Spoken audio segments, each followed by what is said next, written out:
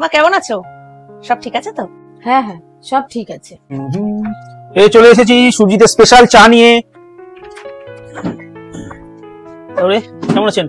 আরে বাহ, তুমি চা বানিয়ে নিয়ে এসছো? তুমি চা বানাতে পারো?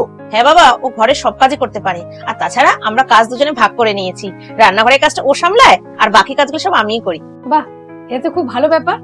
তোমার বাবা মা তোমাকে ভালো শিক্ষাই দিয়েছে। আমার বাবা মা সবসময় বলে যখন সংসার দুজনের তখন কাজটা দুজনে মিলে ভাগ করে করাটাই উচিত। সে তো ঠিকই।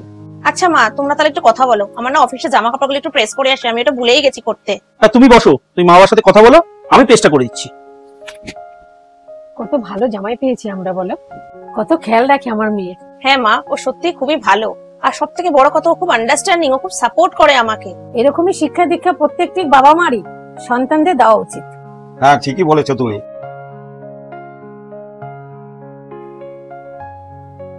আচ্ছা বিপাশা, আমি মা বাবাকে স্টেশনে ছেড়ে দিয়ে আসছি। এই আমিও যাই না তোমার সাথে বাবা মাকে ছাড়তে? আরে তুমি গিয়ে কি করবে? আরে কখনো কখনো আমাকে একা তো ছাড়ো। আরে তোমার সম্বন্ধে কিছু তো বলতে হবে না তোমার বাবা মাকে? এই আমার নামে কিন্তু উল্টো পাল্টা কিছু বলবে না বলে দিলাম। আমরা আসি, নিজেদের খেয়াল রাখিস। ঠিক আছে মা। উফ, কি গরম বাইরে। আরে বাবার মা চলে এসছো? কি রে, রান্নাঘরে তুই কি করছিস? ওই অর্পিতার আসলে একটু শরীরটা খারাপ তো, এই জন্য ওর সাথে একটু কাজে হেল্প করছিলাম। আচ্ছা, আমাদেরও তো শরীর খারাপ হয়। কই, আমাদের সাথে তো কোনো হেল্প করিস না। বইয়ের এমন কি শরীর খারাপ হলো যে তুই ঝাড় দেওয়া, ঘর মোছা, বাসন মাজা সব করছিস? এটাই শিখিয়েছি তোকে? কেন মা, অসুবিধাটা কোথায়? ঘর যখন দুজনের, তাহলে সংসারের কাজ ভাগ করে নিতে অসুবিধা কোথায়? চুপ! জ্ঞান দিচ্ছে আমাকে, জরুকা গোলাম। বাহ বাহ বাহ বাহ। মেয়ের বাড়িতে গিয়ে মেয়েকে দেখলে যখন জামাই মেয়ের কাজ করছে, মেয়েকে হেল্প করে দিচ্ছে, সেটা খুব ভালো। এরকম জামাই হয় না, ভগবান যেন এরকম সবাইকে এরকম জামাই দেয়।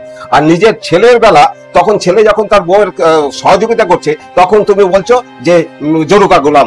তুমি জামাইকে কি বলছিলে? যে প্রত্যেকটা মা বাবা যেন এইরকম শিক্ষা দেয় সন্তানদের। তুমি নিজের ছেলেকে কি শেখাচ্ছ? এও তো বৌমা স্বামী, ও তো অন্য বাড়ির মেয়ে। তুমি যদি চাও যে তোমার মেয়ে অন্য বাড়ি থেকে সুখে থাক, তাহলে তোমাকে এটাও তো দেখতে হবে যে অন্য বাড়ি থেকে আসা মেয়ে তোমার বাড়িতে যেন সুখে থাকে।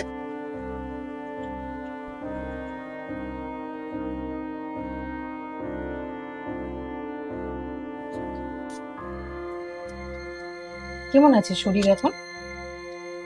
তুমি গিয়ে এবার একটু রেস্ট নাও, আমি এসে গেছি, বাকিটা আমি দেখে নেব। আচ্ছা মা, ঠিক আছে। বাবু, তুই ওর পাশে গিয়ে বস, দেখ ওর কি দরকার লাগে, আমাকে বলবি।